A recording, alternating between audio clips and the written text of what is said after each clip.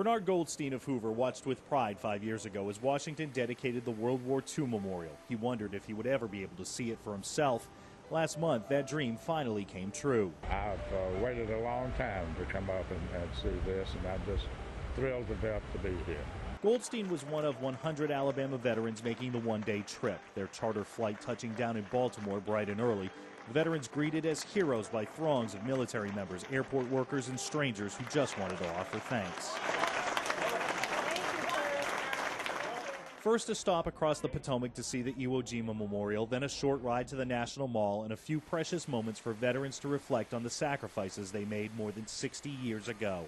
Being in the infantry and being on the ground floor of all the action that was taking place, it stays with you forever. You'll never get rid of it. Most sought out the Alabama column right away, posing for pictures with fellow veterans and caretakers. Others meandered around the inner fountain. The memorial isn't meant to be a reminder of war, but rather a celebration of the courage and sacrifice of 16 million Americans. At least one of my fondest dreams, I have had a chance to see it come true. It was an emotional trip for many of the Alabama veterans who had never been to the World War II memorial as they thought about their friends who never made it back from the war.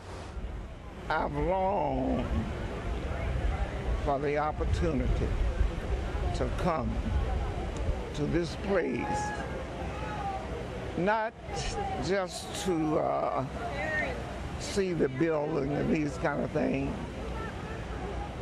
but to think of some of my buddies who could not be here because of what happened.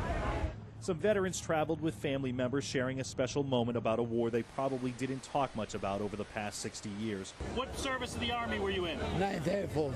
Harvey Martin of Birmingham came here with his daughter and found himself overwhelmed with emotion. Why did it bring a tear to your eyes? Because you lost so many friends.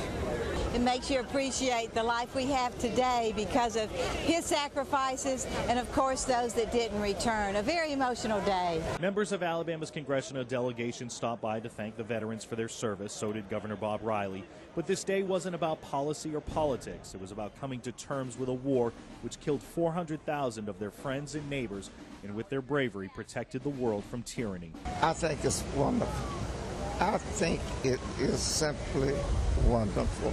In the past year, Bernard Goldstein has started writing down his life story so his children and grandchildren can learn from his experiences, including the war.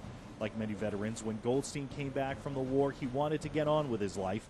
He didn't spend much time talking about what he saw. Some guys have a hard time with it. I probably will too. When I get home and try to go to sleep tonight, I'm sure that I'm going to recall a lot of things that I haven't thought of in a lot of years. Later that night, back in Birmingham, happy friends and relatives welcomed the veterans home like the heroes they are, representing an entire nation which will never stop applauding what they did for us more than 60 years ago. Honor Flight Birmingham needs your donations to keep the flights going. Right now, they have enough money to take another 100 veterans to Washington in October, but there are still 250 veterans left on the waiting list. They'll need to raise about $150,000 to make those dreams come true. For the contact information, go to our website, NBC13.com, put in the keyword links. Chris Pallone, NBC 13 HD News.